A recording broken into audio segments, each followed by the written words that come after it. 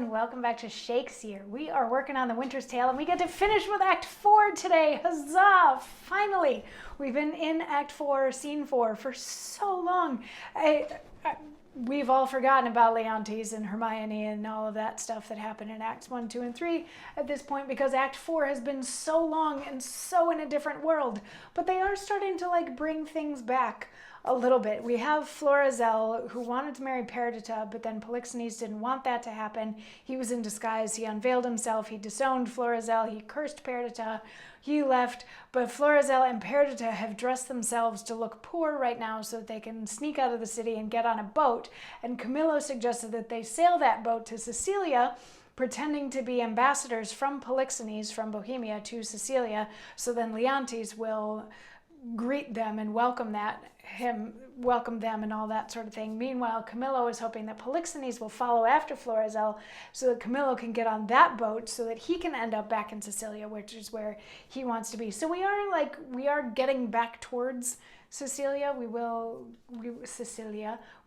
get there eventually because that's where everybody's headed now. And Autolycus overheard a lot of this. We're going to get to hear from Autolycus today, by the way. Autolycus overheard some of this stuff, so at the minimum he knows that Polixenes is on a boat, but then he was also overhearing the shepherd and the clown talking about the fact that Perdita is not necessarily, isn't the shepherd's actual daughter. So if Polixenes has cursed the shepherd because of Perdita's slight, then that should become moot because he's not really her dad. So Autolycus has jumped in and was like, I'm a nobleman. How can I help? What's going on here? All of that sort of thing. And they say that they have something that they need to tell the king. And Autolycus is like, I can get you there. And I wish that I wasn't that shepherd or his son, because they're going to be flayed and covered in honey and sent to the bees for what they did to the king. So Autolycus helps frighten or helps escalate the fears that the shepherd and the clown already have in regards to their behavior in front of Polixenes, or Florizel and Perdita's behavior in front of Polixenes.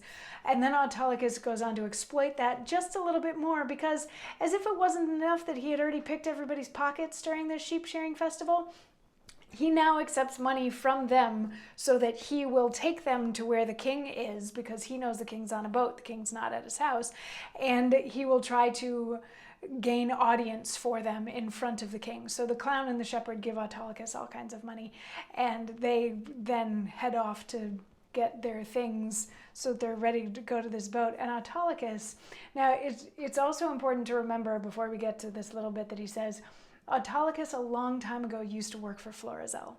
Just keep that in mind. So he's managed to swindle everybody in town at the sheep shearing festival that kind of went south at the end of the day. And after the shepherd and the clown have gone off so that they can get their things and be prepared to go find the king, Autolycus has a moment to himself on the stage and he says, if I had a mind to be honest, I see fortune would not suffer me. She drops booties in my mouth. I am courted now with a double occasion, gold, and a means to do the prince my master good, which, who knows how that may turn back to my advancement. I will bring these two moles, these blind ones, aboard him, if he think it fit to shore them again, and the complaint they have to the king concerns him nothing.